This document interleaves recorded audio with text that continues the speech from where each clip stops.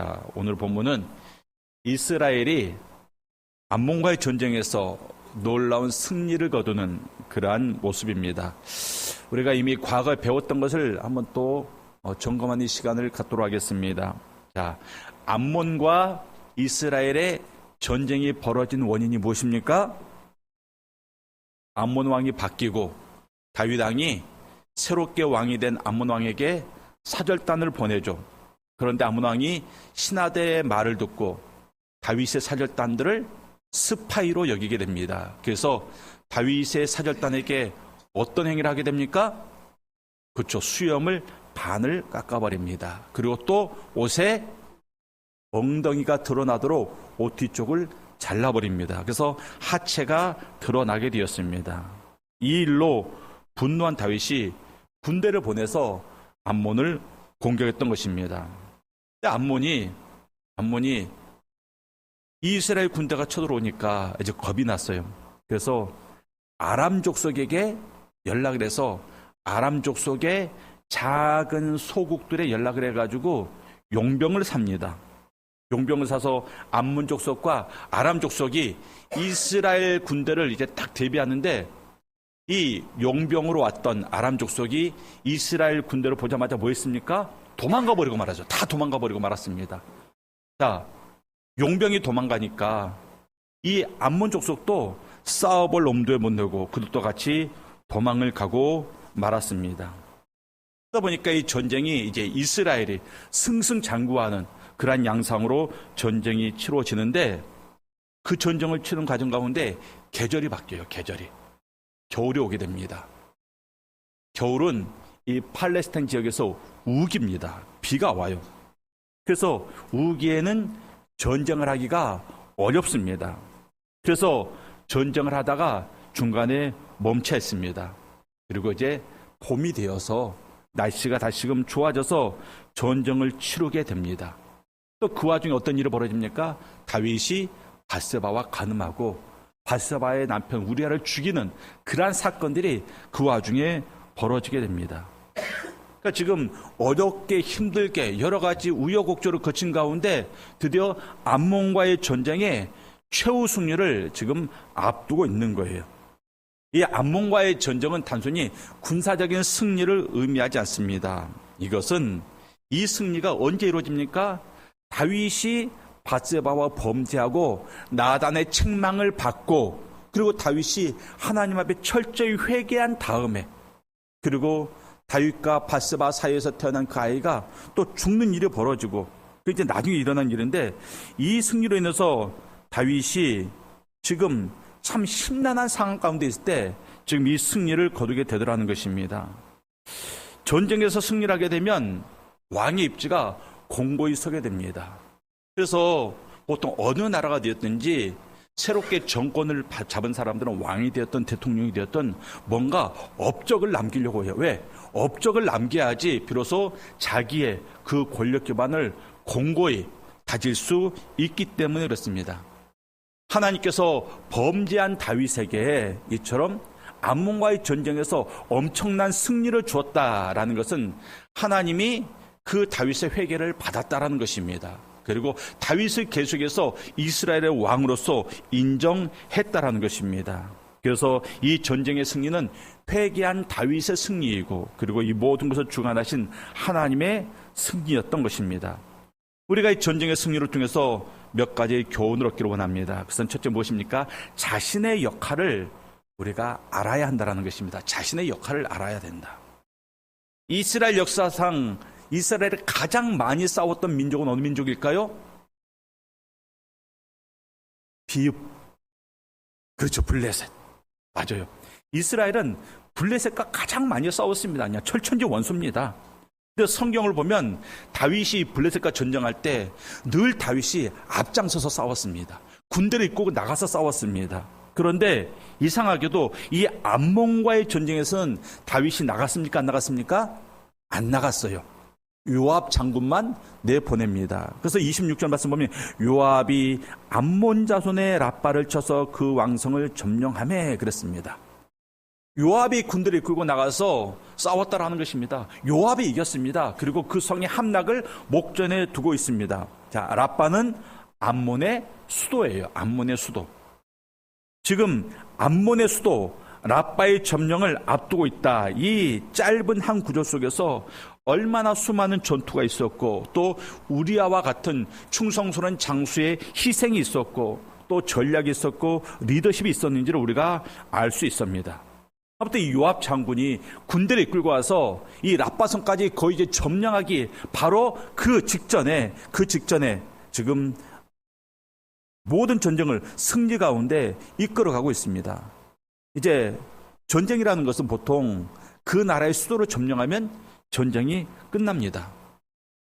자, 그러면 요압이 라빠를 거의 점령했습니다. 조금만 더 몰아붙이면 완전히 그 성을 점령할 수 있습니다. 근데 요압이 그러지 않아요. 그러지 않습니다. 기세 몰았을 때 몰아붙여야 되는데 그러지 않아요. 그래서 전쟁을 잠깐 중지합니다. 공격을 중지하고 왕에게 전령을 보내서 보고합니다. 왕이시여, 라빠성의 함락이 이제 거의 다 됐습니다. 그러나 제가 이 성을 점령하면 제 이름으로 이 성이 일컬음을 받게 될 것이고 제 이름이 높아질 것입니다. 그러니까 왕이 직접 오셔서 이 성을 점령하시옵소서. 그러니까 밥상을 다 요압이 차려놓은 거예요. 다 요압이 밥상 차려놓고 뭐라고 말합니까? 다윗이 와서 그냥 떠서 드십시오. 이것을 지금 요압이 다윗에게 요청하고 있는 것입니다. 다시 말해서 그 성을 점령하는 영광을 요압이 취하지 않고 다윗 왕에게 그 영광을 돌리고 있는 것입니다. 과거에 다윗이 여부스 성을 점령할 때, 그 여부스 성은 예루살렘을 말합니다. 여부스 성을 점령하고 나서 그 여부스 성을 무엇이라고 불렀습니까? 다윗성이라고 불렀어요. 왜? 다윗이 점령했기 때문에. 마찬가지로 이 라빠성을 요압이 점령하게 되면 요압성 이렇게 불릴 수도 있습니다. 그래서 28절 하반에서 내가 이 성읍을 점령하면 이 성읍이 내 이름으로 일컬음을 받을까 두려워하나이다 그랬습니다. 두려워하나이다. 요압이 무엇을 걱정하고 있습니까? 감히 왕이 취해야 될 영광을 내가 취하게 될까? 그것을 두려워하고 있다는 것입니다. 세상 사람들 그렇지 않죠. 어떻게든 내가 그 영광을 취해야 되는데, 다른 사람이 영광까지도 뺏어와가지고 내가 그 영광을 취해야 되는데, 요압은 그렇게 하지 않습니다. 자기가 다 했어요. 자기가 싸운 겁니다. 다윗한 거 아무것도 없어요. 그런데 불구하고 요압은 자기가 싸워서 자기가 승리했음에도 불구하고 그 승리의 영광은 내가 취할 것이 아니라 왕이 취할 것이다. 이것을 알고 왕에게 이제 내려와서 영광을 취하시옵소서 이렇게 말하고 있는 겁니다. 그런데 중요한 것은 이 시점이 다윗이 범죄한 바로 그 직후예요. 요압은 다윗이 우리아를 죽였던 사실을 요압이 알고 있습니다. 그러니까 요압은 왕의 약점을 잡고 있는 거예요. 간음한 자, 살인자, 그 약점을 잡고 있습니다. 그러니까 인간적으로 봤을 때 이 요압 앞에서 다윗의 권위가 많이 상실했을 수도 있습니다. 그럼에도 불구하고 요압은 여전히 다윗 왕을 존중하고 있다라는 것입니다. 하나님 요압은 다윗이 비록 인간적으로 실수가 있었고 범죄함이 있었지만, 그리고 아무도 모르는 그 사람의 약점을 내가 알고 있지만 하나님께서 기름 부으신 이스라엘 왕임을 인정하고 그 권위를 존중하고 있다라는 것입니다. 제가 만약에 어떤 약점을 우리 부교육자들에게 잡히면 우리 부교육자들에게 뭔가를 지시할 때 그 목사님 좀 피곤한데요, 꼭 해야 되겠습니까? 뭐 그렇게 말할 수 있지 않겠습니까? 그렇지 않겠죠? 예, 그런데 요압은 정말 그 다윗의 약점을 알고 있음에도 불구하고 끝까지 다윗에게 충성스러운 모습을 보이고 있습니다. 그래서 우리가 이 요압의 모습에서 충성스러운 섬김이 무엇인지 배울 수 있어요. 먼저 요압은 군대 장관으로서 자신의 역할을 온전히 감당했습니다. 그러니까 나가서 싸운 거예요. 잘 싸워서 이겼습니다. 또 하나, 왕의 신하로서 왕을 보호자 하는 그 일을 잘 감당하고 있습니다. 그렇기 때문에 영광을 왕에게 돌리고 있는 겁니다. 군인으로서도 최선을 다하고 신하로서도 최선을 다하는 모습. 그러니까 자기의 여러 가지 역할인데 그 모든 역할에 다 최선을 다하고 있는 그런 모습을 요압이 보이고 있는 것입니다. 전쟁도 내가 다 하고 마지막 승리도 내가 다 하려고 하는 것은 어떻게 보면 우리가 보기에 참 열정 있는 모습이다라고 볼 수 있지만 그것은 열정이 아니라 교만한 겁니다. 요압도 자기가 다 할 수 있었어요. 그러나 자기의 역할을 딱 분명히 알았습니다. 나는 여기까지. 영광우치 하는 것은 왕이 할 일이다. 그리고 절제했던 거예요. 자기가 할 수 있었지만 절제했습니다. 그래서 이 요압의 충성이 드러나고 있는 것입니다. 우리가 고린도전서 3장 6절로 8절 말씀 한번 보도록 하겠습니다. 고린도전서 3장 6절로 8절 말씀. 자, 말씀을 교독합니다. 나는 심었고 아볼로는 물을 주었으되 오직 하나님께서 자라나게 하셨나니 그런즉 심는 이나 물 주는 이는 아무것도 아니로되 오직 자라게 하시는 이는 하나님뿐이니라. 함께 봅니다. 심는 이와 물 주는 이는 한 가지이나 각각 자기가 일한 대로 자기의 상을 받으리라. 자, 뭐라고 말하고 있습니까? 물 주는 사람이 따로, 그러니까 씨를 뿌리는 사람이 따로 있고 물 주는 사람이 따로 있고 거두는 사람이 다 따로 있다. 이것을 말합니다. 그러면서 각자 자기의 일을 하고 그 일로 상을 받을 것이다 말합니다. 내가 물도 주고 씨도 뿌리고 내가 거두는 게 아니라 나는 그냥 뿌리 씨르고 누구는 물을 주고 누구는 거두고, 자, 일에 따라서 사람들이 보기에 더 좋아 보이는 일이 있지 않겠습니까? 이왕이면 뿌리는 것보다 거두는 일이 더 좋아 보이지 않겠습니까? 그러나 중요한 것은 각자의 일이 있고 그 각자의 일로 말미암아 상을 받는다 분명히 말하고 있습니다. 그래서 주님께서도 그렇게 일하셨어요. 주님께서 이 땅에 오셔가지고 십자가에서 우리의 죄를 대신해서 죽으시고 부활했습니다. 그런데 복음을 온 세상에 전파하는 일은 누가 했습니까? 주님이 하지 않았어요. 제자들이 했습니다. 사도들이 했다라는 것입니다. 주님께서도 하실 수 있습니다. 다 하실 수 있지만 다 하지 않고 주님은 주님의 일을 하시고 그 다음에 제자들은 제자들의 일을 할 수 있도록 주님께서 배려를 하신 겁니다. 그러니까 내가 다 하려고 하는 것, 이것은 충성이 아니라 무엇입니까? 교만이에요. 교만입니다. 그러므로 요압처럼 자신의 역할이 무엇이다, 내 위치가 어디까지다, 이것을 인식하는 것이 교회 생활하는데 굉장히 중요해요. 내 역할은 무엇인가? 우리 성도님들의 모두에게 다 사명이 있습니다. 여러분들 교회에서 여러분들에게 주어진 사명이 있습니다. 또 가정에서 여러분들에게 주어진 사명이 있습니다. 또 직장에서도 여러분들에게 주어진 사명이 있습니다. 요압이 군대 장관으로서 역할도 감당하고 또 다윗의 신하로서 역할을 감당했던 것처럼 우리에게도 여러 가지 직책과 사명이 있다라는 것입니다. 그 모든 일들을 뭐 해야 된다?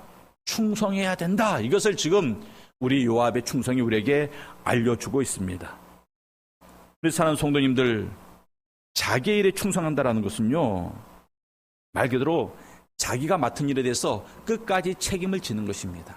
끝까지 책임지는 것, 그것이 바로 충성입니다. 또 자기 일에 충성한다는 것은 다른 사람의 일에 간섭하지 않는 것입니다. 여러분들, 도와주는 것과 간섭하는 것은 다르죠. 다른 사람의 일을 도와주는 것은 내가 도와줌으로 말미암아 그 일이 상대방의 이익으로 돌아가는 것입니다. 근데 간섭은 무엇입니까?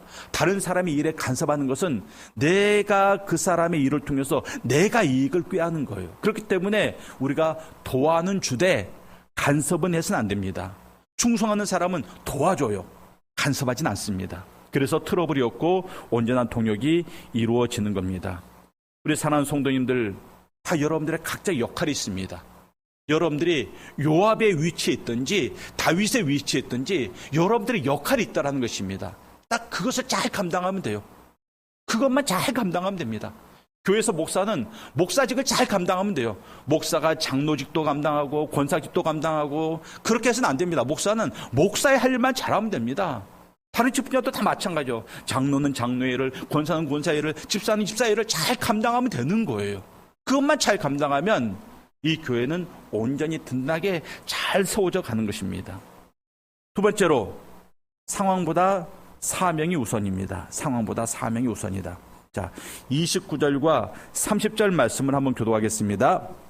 다윗이 모든 군사를 모아 라빠로 가서 그곳을 쳐서 점령하고, 30절. 그 왕의 머리에서 보석 박힌 왕관을 가져오니 그 중량이 금 한 달란트라.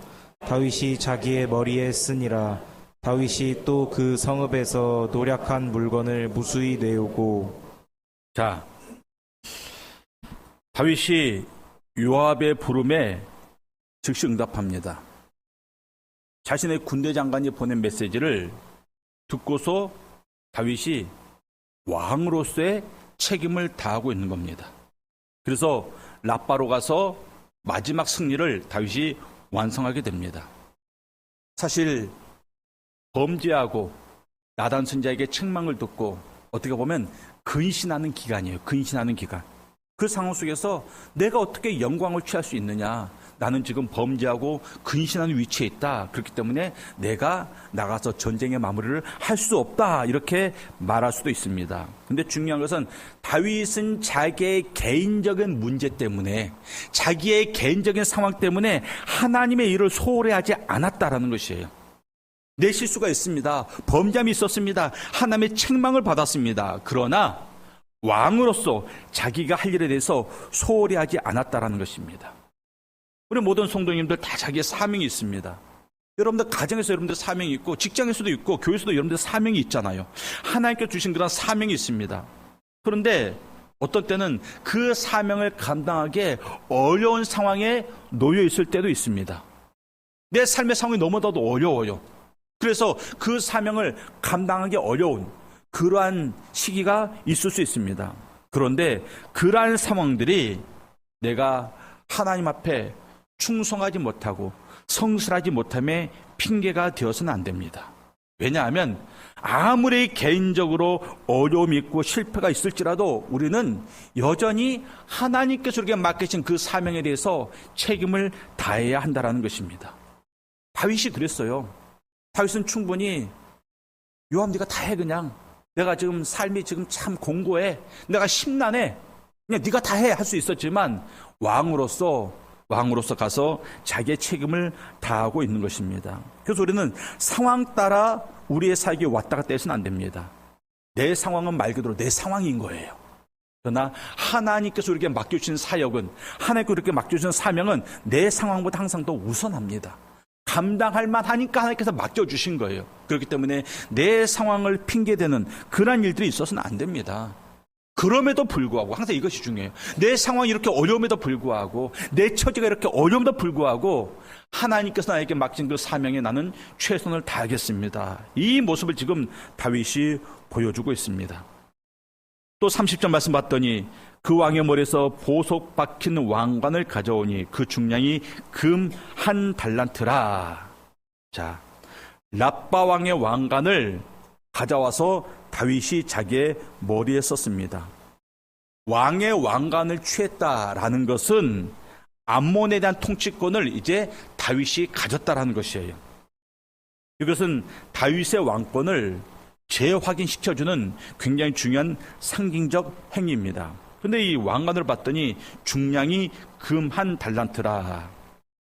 학자들이 말하기를 금 한 달란트는 약 34kg라고 합니다. 34kg. 여러분, 왕관의 무게가 34kg예요. 20kg 쌀, 20kg 쌀 푸대를 여러분들이 머리에 이렇게 이고 있을 수 있겠습니까? 물론 이고 있을 수 있어요. 우리 옛날 어머니들은 머리 이상한 거 이렇게 그 이름도 모르겠어요. 그거 다 넘고 나서 이게 바구니에다가 엄청 무거운 것들 다 이고 다니시더라고요. 아마 그거 많이 하면 30kg, 40kg 되는 것도 어머니들 이고 다니셨습니다. 그러니까 왕의 왕관도 쓸 수는 있습니다. 근데 여러분들 34kg를 항상 머리에 이고 살 수는 없잖아요.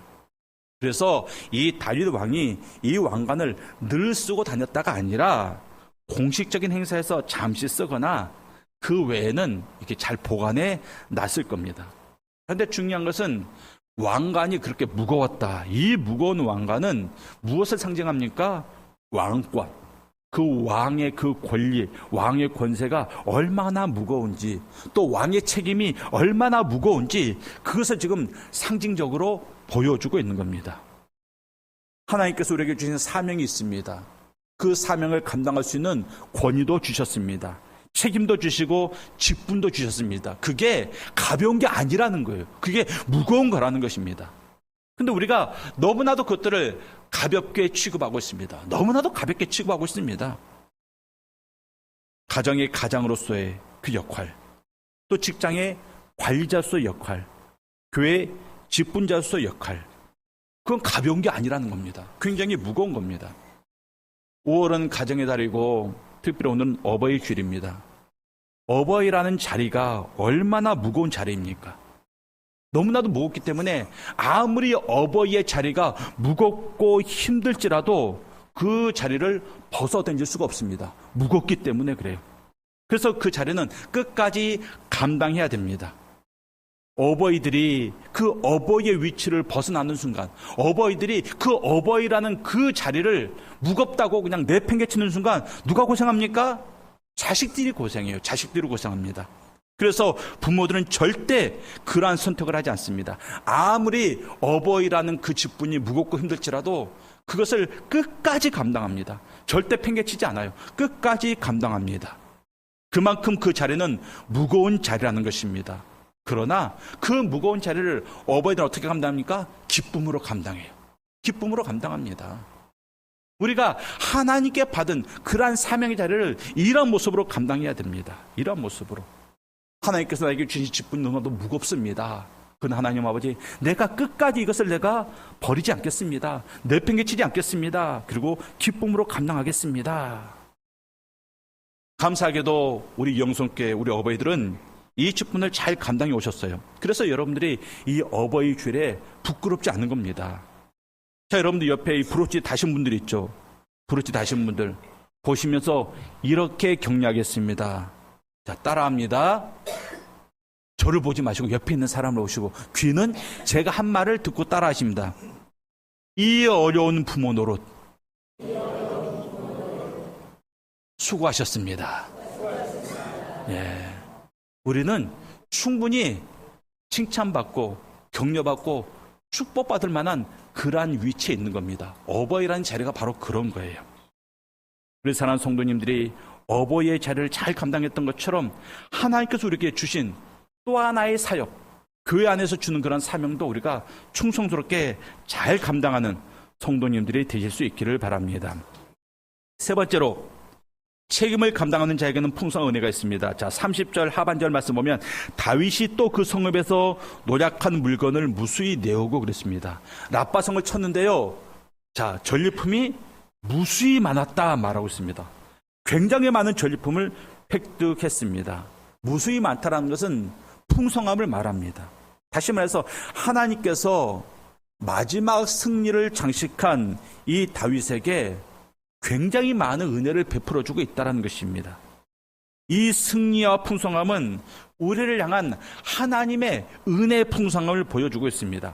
다윗이 실패했잖아요. 실패했지만 회개했습니다. 회개하고 다시금 사역의 자리에 섰을 때 하나님께서 다윗에게 승리도 주시고 풍성한 재물도 주셨습니다. 마찬가지로 우리도 살다 보면 실패해요. 우리도 죄 짓습니다. 우리도 넘어집니다. 그러나 하나님 앞에 진심으로 회개할 때, 그리고 다시금 우리의 사역의 자리를 우리가 잘 지킬 때 하나님께서 우리에게 승리를 주시고 그 승리를 통해서 놀라운 은혜를, 풍성한 은혜를 주신다라는 것을 오늘 본문 말씀을 통해서 우리에게 알려주고 있는 거예요. 그래서 우리가 시편 37편 24절 말씀을 한번 보겠습니다. 37편 24절 말씀. 자, 함께 봅니다. 시작.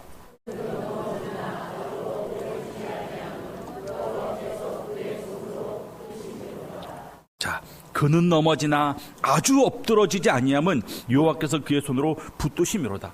내가 약해요. 부족해요. 그래서 수시로 넘어집니다. 어떤 사람은 평생에 한두 번 넘어지는 사람인데 어떤 사람은 약해가지고 매일같이 넘어지는 사람이 있습니다. 근데 뭐라고요? 아주 엎드러지지 아니함은 아주 엎드러지지 않아요. 아주 망하지 않습니다. 왜? 하나님께서 붙잡아 가시기 때문에. 하나님께서 그 인생을 붙잡아 가시고 다시금 일으켜 세우십니다. 뭐 하기 위해서? 승리케 하기 위해서.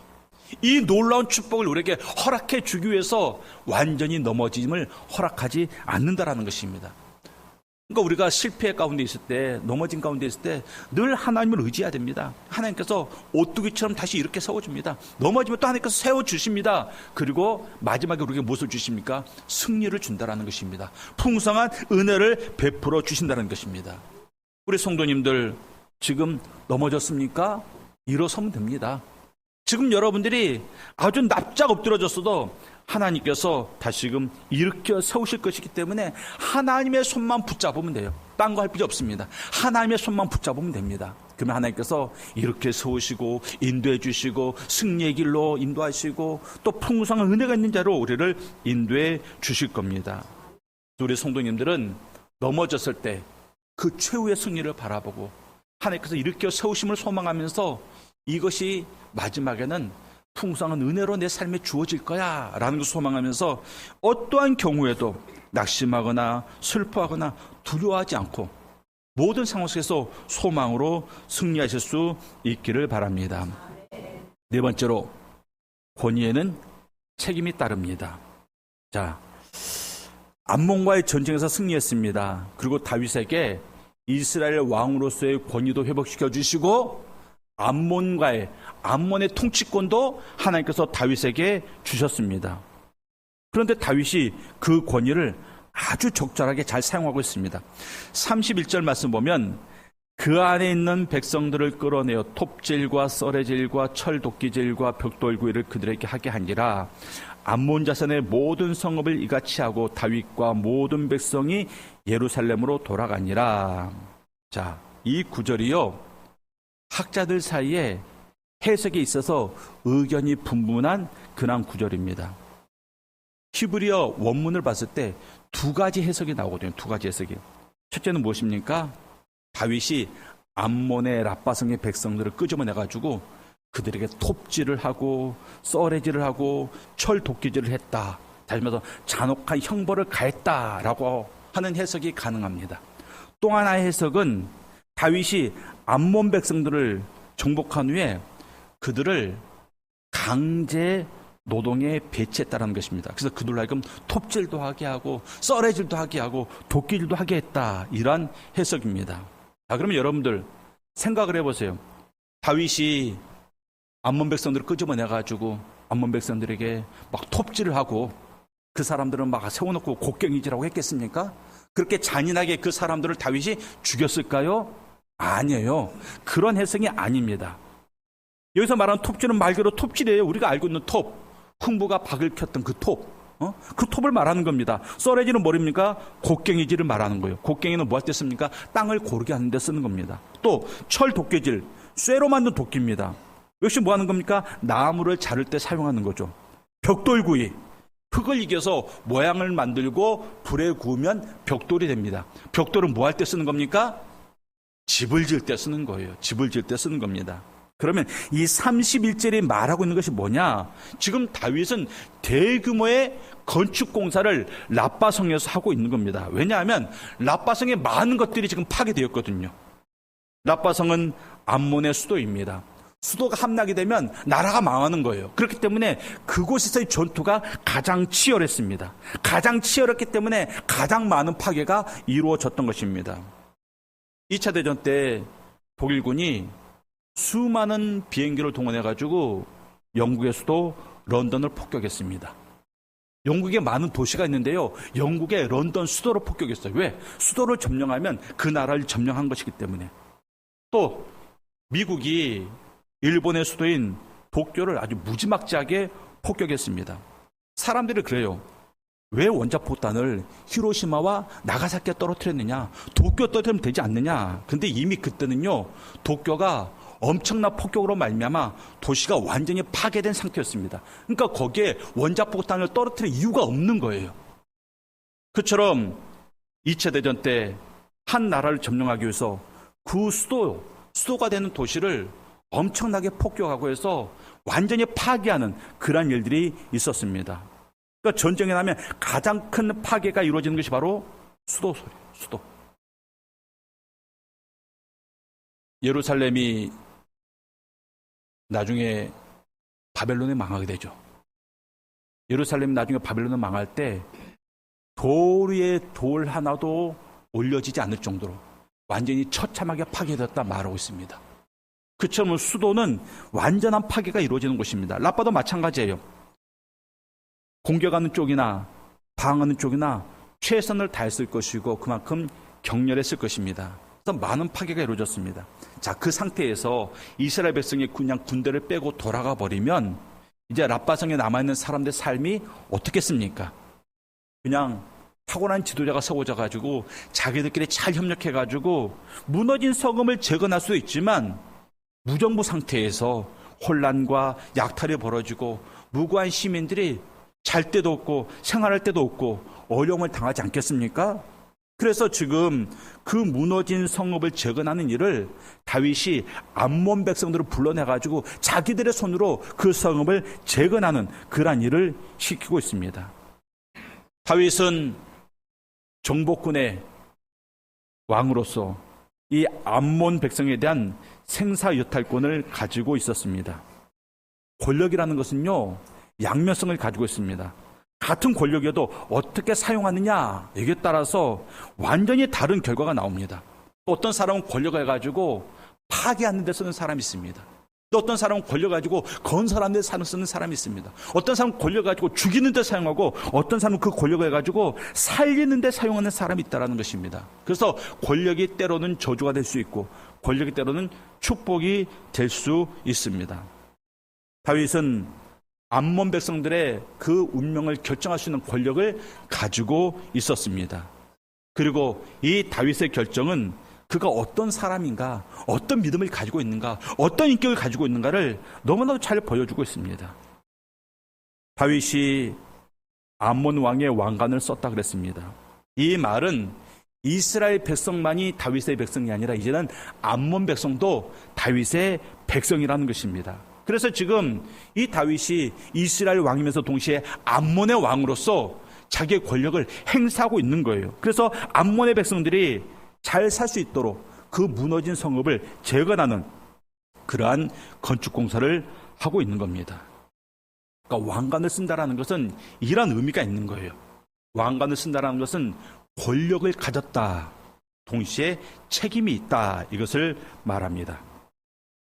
우리 믿는 자들에게 주어진 권력은 파괴를 위한 그런 권력이 아닙니다.